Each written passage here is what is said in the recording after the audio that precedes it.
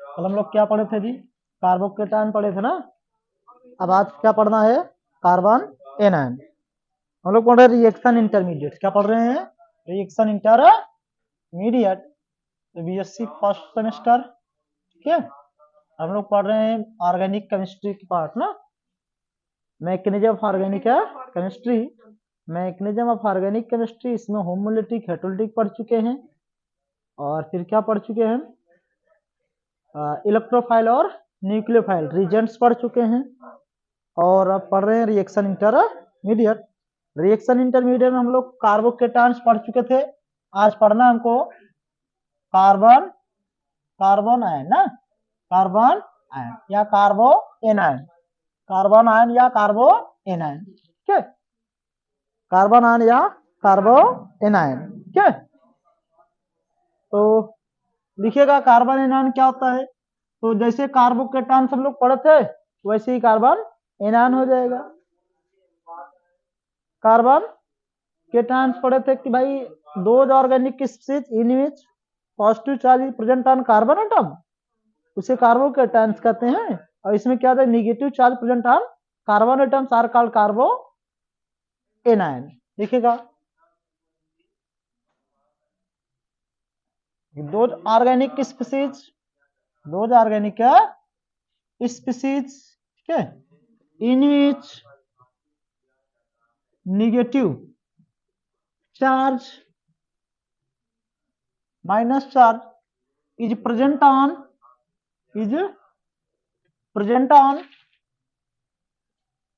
Carbon atom, present on carbon atom is called carbon anion या carbon ion, carbon ion, carbon anion. ठीक है, कार्बो anion, कार्बो anion.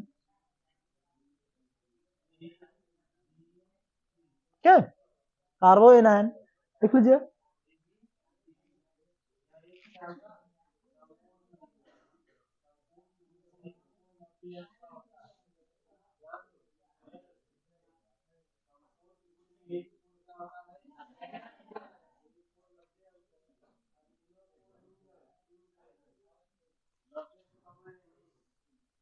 सही लिखिए, carbon ion is called carbon ion. ठीक है, full stop देकर लिखेंगे। It is found by, it is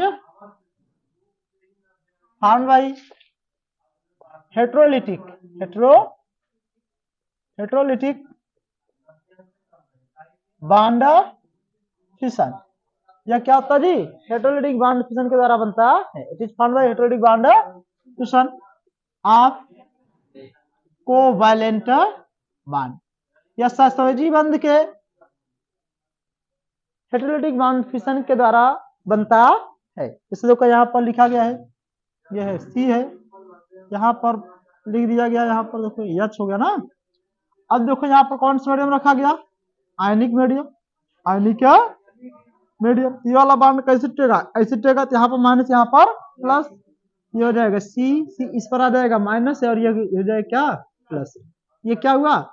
minus वाला, यानी इसे कहेंगे हम कार्बन एनायन, कार्बन आयन क्या, या कार्ब एनायन कह सकते हैं। तो लिख लीजिए।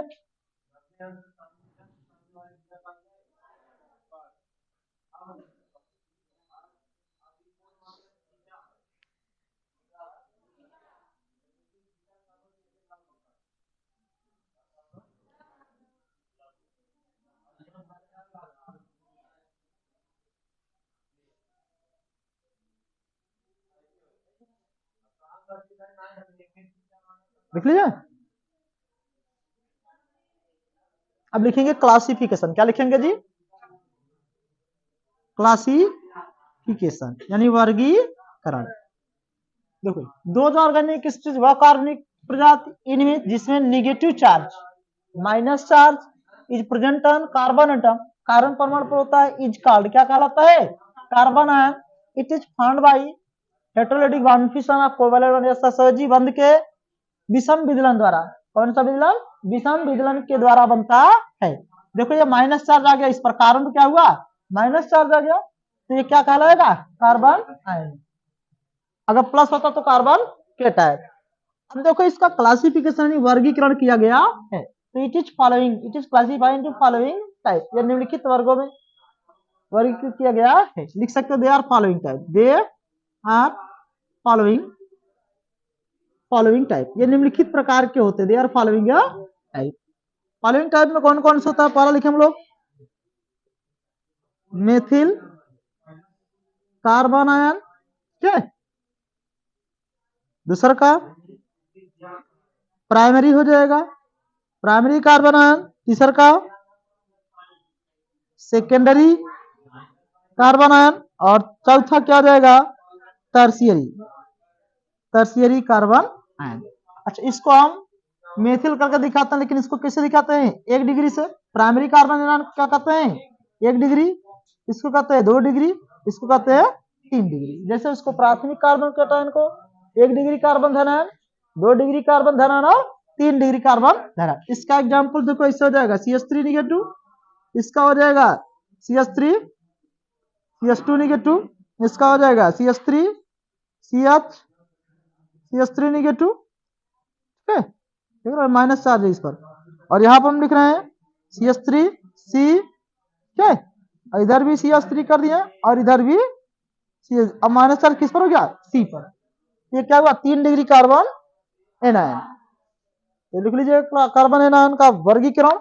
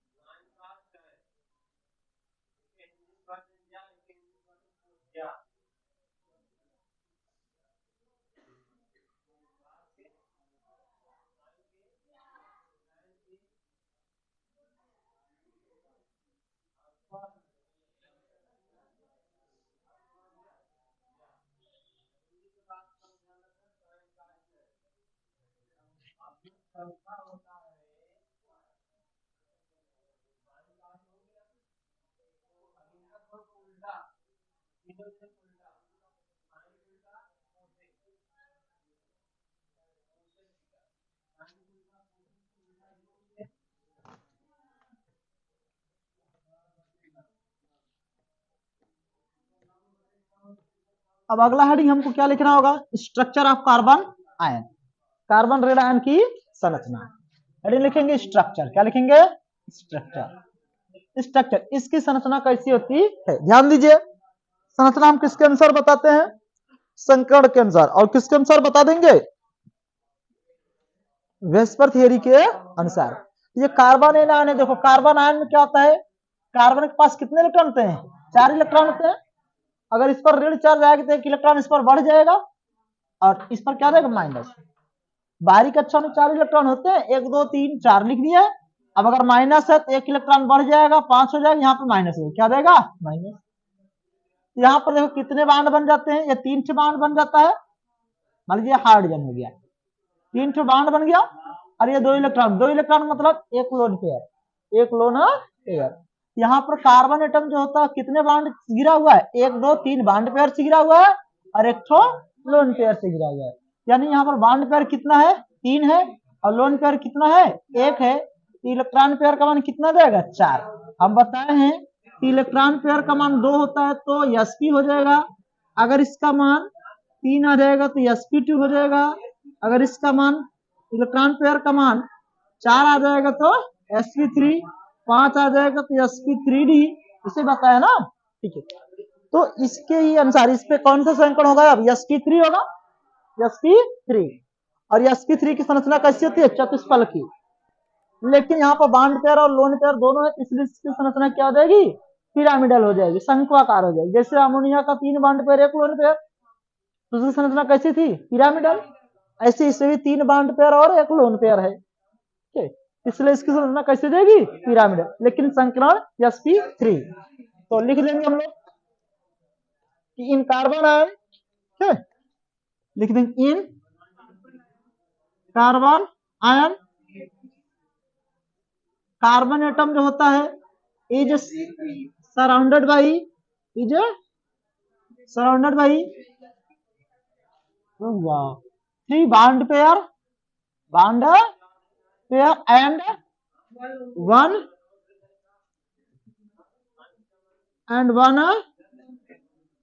lone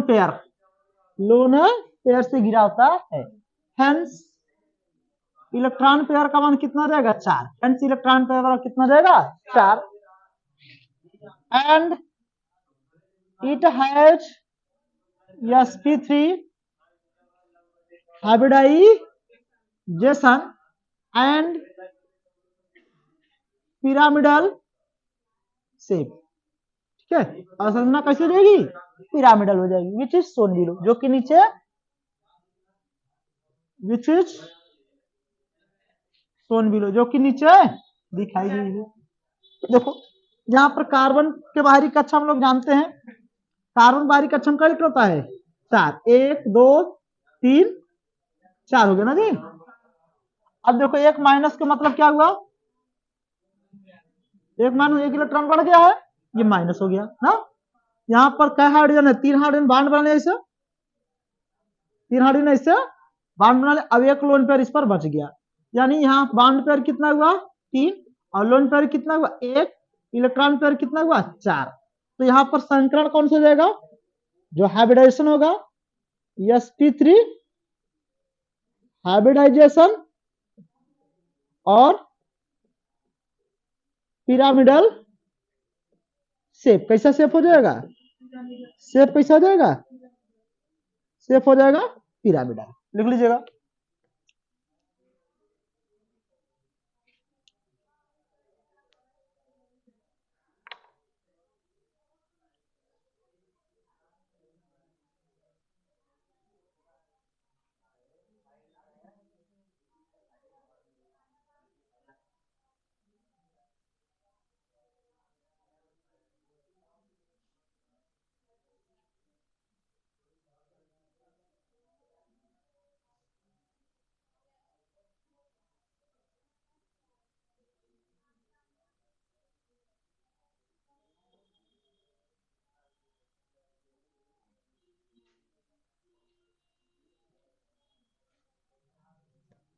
अब देखो यहाँ पर हमको एक नोट लिखना है ना, अगर carbon ion has conjugated geometry तब प्रेजेंट इन कॉन्जुगेटेड फॉर्म में तब क्या होगा, इसकी संरचना कैसी हो जाएगी, तो इसमें संकरण कौन सा होगा sp2 हो जाएगा। क्या हो जाएगा sp2 हो जाएगा। लिखेगा नोट, नोट लिखो नोट। अभी तो sp3 आ रहा है ना संकरण, संकरण sp3 लिखिएगा। If carbon ion contains conjugation position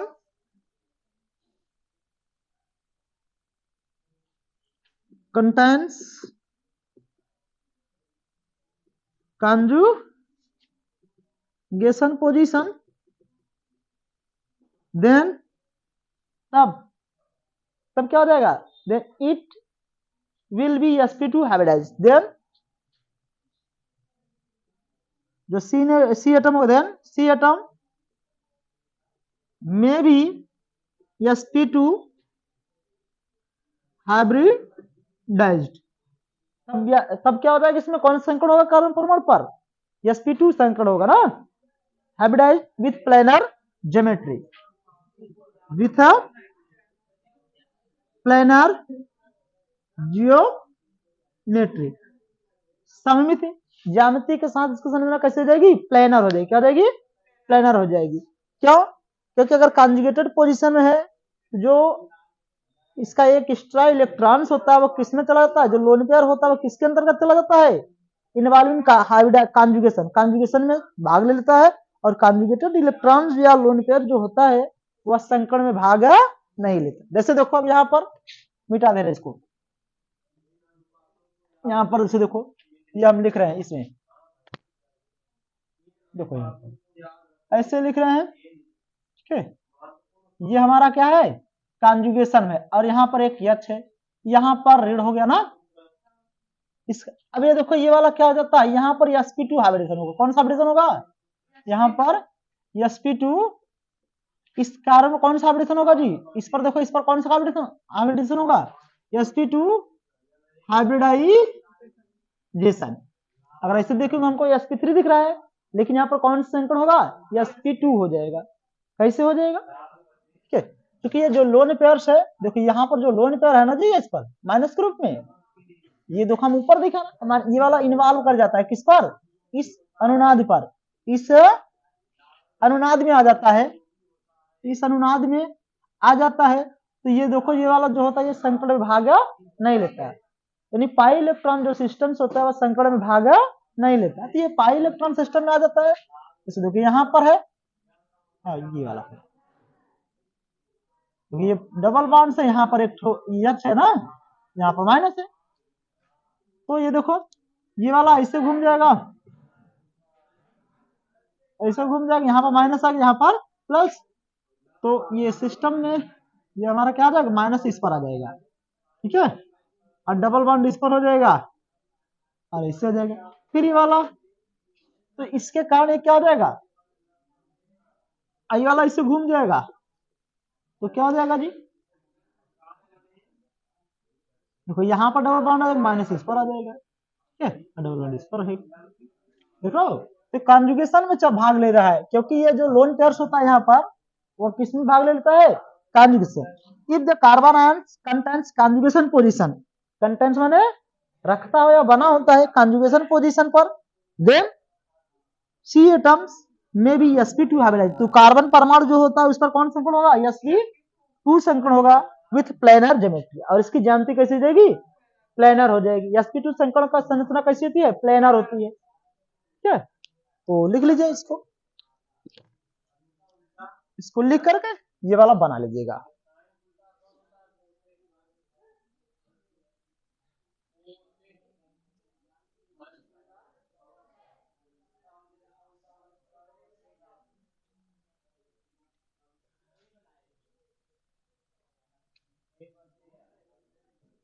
sp2 hybridisation होगा यहाँ पर ना जी, फर्स्ट हम लिख देंगे नॉट sp3 हाइब्रिडाइजेशन ना, किसके कारण, ड्यू टू कॉन्जुगेशन, संयुग्मन के कारण क्या हो जाता है, sp3 संकरण नहीं होता है, यहाँ पर कॉन्जुगेशन के कारण sp3 संकरण नहीं होता।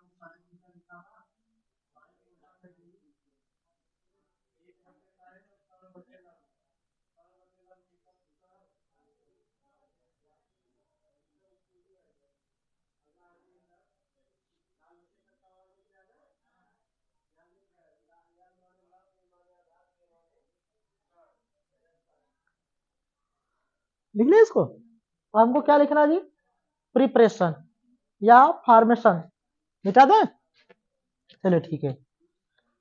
हम लोग कार्बन आयंस पढ़ चुके हैं, कार्बन आयन किसे कहते हैं, जिसमें ऋण चार्ज कार्बन परमाणु पर होता है उसे क्या कहते हैं, कार्बन आयन कहते हैं ना। अच्छा ठीक है, कार्बन आयन विषम विलयन के द्वारा बनते हैं, it is found by heterolytic bond fission, इसका फिगर भी दिखाया गया, ठीक है, और उसके बाद बताया गया कि इसका वर्गीकरण क्या होता है, मेथिल कार्बन आयन, ठीक है, प्राइमरी सेकेंडरी और टर्सरी, ठीक है। अब फिर बताया गया भैया इसकी संरचना कैसी होती है, पिरामिडल होती है, लेकिन अगर कॉन्जुगेशन में होगा तब समतली हो जाएगी, प्लेनर हो जाएगी, क्योंकि जो माइनस जो ऋण इलेक्ट्रॉन होता है वह पाई इलेक्ट्रॉन में के साथ संयुग्मित कर जाता है। अब हमको लिखना भैया जनरेशन, क्या लिखना जी, जनरेशन, यानी या आप प्रिपरेशन कर सकते हो, फॉर्मेशन कर सकते हो। हेडिंग लिखिएगा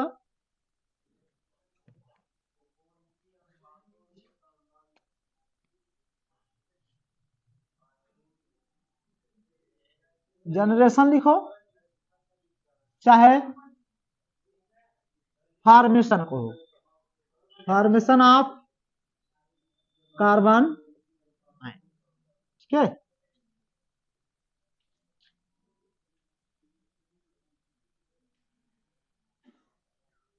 फॉर्मेशन ऑफ कार्बन आयंस, ठीक है, लिखिए।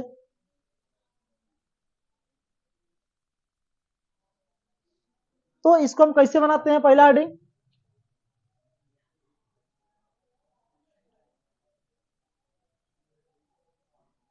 Bye breaking of carbon metal bond, by breaking of carbon metal bond, पहला हेडिंग लिखेंगे by breaking, by breaking of carbon metal bond. Carbon metal bond अगर टूट जाएगा तो कौन सा बॉन्ड बनेगा, क्या बनेगा, कार्बन एनायन बनेगा, क्या बनेगा, कार्बन एनायन। देखो ये आर है, एमजी है, एक्स है, अगर इसको हम पोलर मीडियम में रखते हैं, कौन सा मीडियम, पोलर मीडियम, ये जो हमारा बॉन्ड हो ऐसे टूटेगा यहाँ से, ये मेटल और कार्बन, ये आर का मतलब क्या हुआ, CH3, यहाँ से बॉन्ड टूटेगा, आर पर क्या रहेगा, निगेटिव प्लस एमजी एक्स, इस पर क्या देगा, ये क्या बन गया हमारा, carbon ion, carbon ion, carbon ion. दूसरा लिखेंगे by decarboxylation of, by decarboxy, by decarboxylation, by decarboxylation of carboxylic acid, ठीक है। कार्बोक्सिलिक एसिड का हम डीकार्बोक्सिलेशन कर देते हैं, क्या बन जाता है, कार्बन आयन, क्या बन जाता है, कार्बन आयन। देखो यहाँ पर ये कार्बोक्सिलिक एसिड का सूत्र क्या, RCOOH। अब यहाँ पर देखो ये वाला बॉन्ड ऐसे टूट जाएगा, H+2O निगेटिव हो जाएगा। डीकार्बोक्सिलेशन मतलब क्या होता है, कार्बन डाइऑक्साइड का निकलना। जब कार्बन डाइऑक्साइड इसमें से निकल जाएगी तो पहले H+2 निकल जाएगी, इस पर बचेगा क्या हो जाएगा, RCOO पर निगेटिव हो जाएगा, फिर कौन निकल जाएगा, ये वाला बॉन्ड ऐसे टूट जाएगा, यहाँ पर प्लस आ जाएगा और यहाँ पर माइनस, आर पर माइनस हो गया प्लस, ये सी पर double bond O, double bond O, ये कार्बन डाइऑक्साइड निकल गई, ये क्या बन गया, कार्बन, हाँ कार्बन आयन, कार्बन CO2 का निकलना, लिख देंगे भैया removal of CO2, carbon dioxide का निकलना, is called D carboxylation. CO2 का निकलना क्या कहलाता है, डी कार्बोक्सिलेशन कहलाता है। तो ये CO2 निकल गया, क्या बन गया, कार्बन आयन बन गया, हम कार्बन आयन को बना लिए, generation of carbon anion.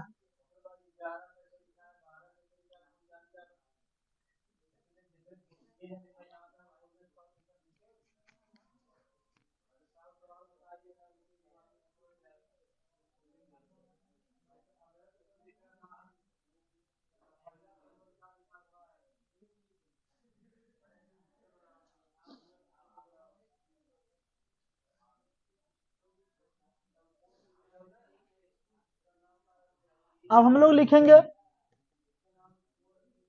Stability, क्या लिखेंगे, स्टेबिलिटी, स्थायित्व। चलिए भैया स्टेबिलिटी लिखा जाए ना, हेडिंग लिखिएगा stability of carbon ion, carbon ion क्या, स्टेबिलिटी, स्थायित्व।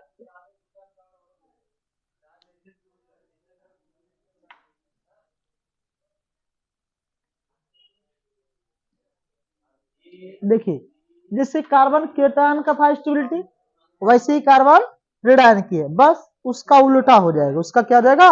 उल्टा हो जाएगा। ध्यान दीजिएगा कौन सा कार्बन एनायन ज्यादा, जैसे देखो हम लिखे थे कि 3 डिग्री कार्बोकेटायन ज्यादा स्टेबल था, 2 डिग्री कम था, 1 डिग्री इससे भी कम था, और मेथिल वाला सबसे कम था ना।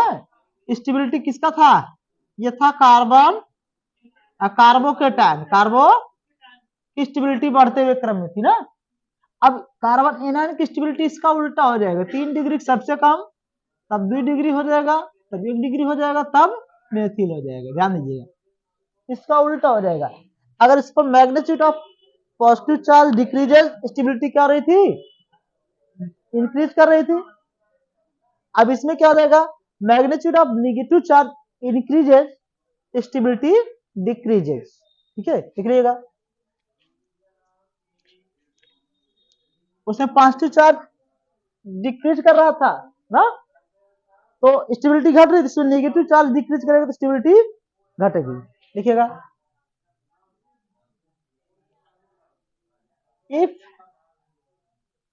Magnitude of negative charge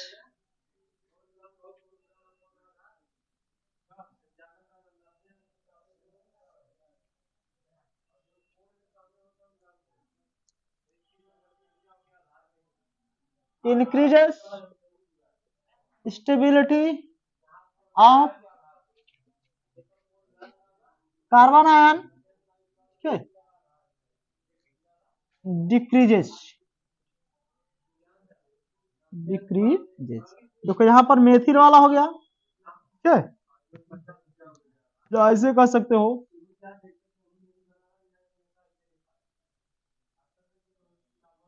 CH3, इसका स्टेबिलिटी ज्यादा हो जाएगा, और ये CH3 CH2 निगेटिव, फिर CH3 CH निगेटिव, और ये वाला क्या हो जाएगा? CH3 C CH3 CH3 negative. ठीक है, देखो ये वाला क्या है? मेथिल है। ये वाला 1 डिग्री है, 2 डिग्री है, 3 डिग्री, 3 डिग्री है ना। तो ध्यान दीजिए अगर प्लस चार्ज बढ़ेगा, देखो ये निगेटिव, ये इलेक्ट्रॉन डोनेटिंग ग्रुप है, इलेक्ट्रॉन डोनेटिंग ग्रुप है। अगर ये इलेक्ट्रॉन माइनस का मतलब इलेक्ट्रॉन ज्यादा है, अब ये इलेक्ट्रॉन और डोनेट कर रहा है, तो इलेक्ट्रॉन का ये माइनस वैल्यू क्या हो जाएगा? बढ़ जाएगा, माइनस वैल्यू बढ़ेगा। ये लिखा है the magnitude of minus charge increases. अगर माइनस का जो वैल्यू है वो बढ़ जाएगा तो स्टेबिलिटी ऑफ कार्बन एनॉन डिक्रीजेज, घटेगी। और कह सकते हो plus I effect increases stability decreases, stability. देखो इसमें कितना प्लस है? 1, इसमें कितना प्लस हो गया? 2, इसमें कितना प्लस आ गया? 3 प्लस आई आ गया। तो अगर प्लस आई प्रभाव बढ़ेगा तो स्टेबिलिटी क्या रहेगी? घटेगी ना, स्टेबिलिटी घटेगी। यहां पर हम लिख रहे हैं यहां से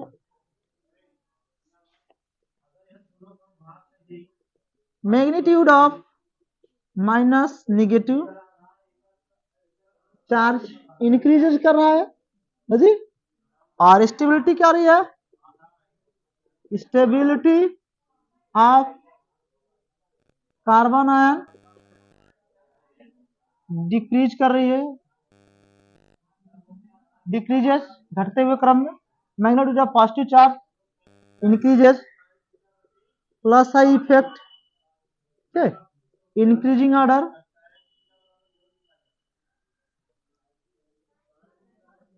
इंक्रीजिंग ऑर्डर। इसका प्लस आई प्रभाव क्या हो रहा जी? बढ़ते हुए क्रम में है, तो लिख लीजिएगा।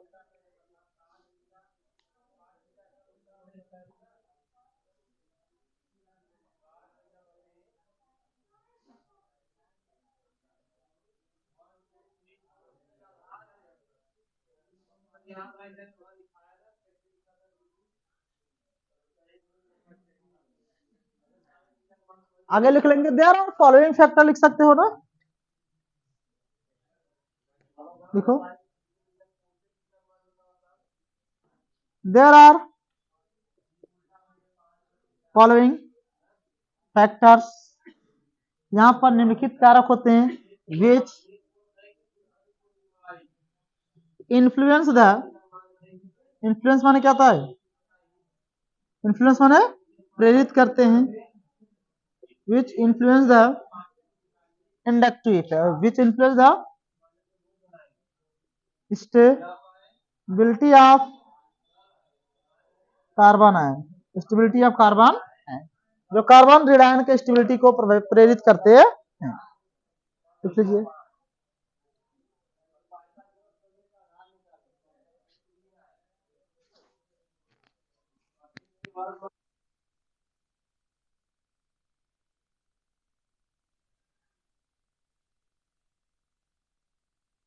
लिखिए, यहाँ पर लिखा है there are following factors which influence the stability of carbon ion, यानी कार्बन आयन के स्टेबिलिटी को प्रभावित करने वाले कारक निम्नलिखित हैं, जो कार्बन ऋण आयन के स्टेबिलिटी को प्रेरित करते या प्रभावित करते हैं। तो पहला क्या हो जाएगा, इंडक्टिव इफेक्ट। क्या हो जाएगा, इंडक्टिव इफेक्ट। अगर इंडक्टिव इफेक्ट ध्यान दीजिएगा, प्लस आई समूह बढ़ेगा तो स्टेबिलिटी क्या रहेगी, घटेगी, और माइनस आई बढ़ेगा तो स्टेबिलिटी बढ़ेगी। ध्यान दीजिएगा, पहला क्या लिखेंगे जी, पहला क्या लिखेंगे, इंडक्टिव इफेक्ट। क्या लिखेंगे, इंडक्टिव इफेक्ट। क्या है, इंडक्टिव इफेक्ट। तो लिख देंगे भैया प्लस आई ग्रुप जी increases decreases the stability, plus I group increases stability of carbon ion, decreases, carbon ion की स्टेबिलिटी क्या रहेगी, घटेगी। जैसे देखो यहां पर CH3 है, ठीक है, अब CH3 हो गया, CH2 हो गया, ठीक है, अगला क्या हो गया जी, CH3 CH CH3 जी, अगला क्या हो गया, CH3 C CH3 CH3 negative ना। देख लो यहां पर कितना प्लस आई है, 3 ठो है, और इस पर एक भी नहीं है। यहां पर क्या, स्टेबिलिटी स्टेबिलिटी डिक्रीजिंग ऑर्डर। क्या, क्यों, क्योंकि प्लस आई इफेक्ट जो है इंक्रीजेज, दूसरा हम लोग पॉइंट क्या लिख रहे हैं जी, माइनस आई। क्या लिखेंगे, minus I effect, minus I group जो होगा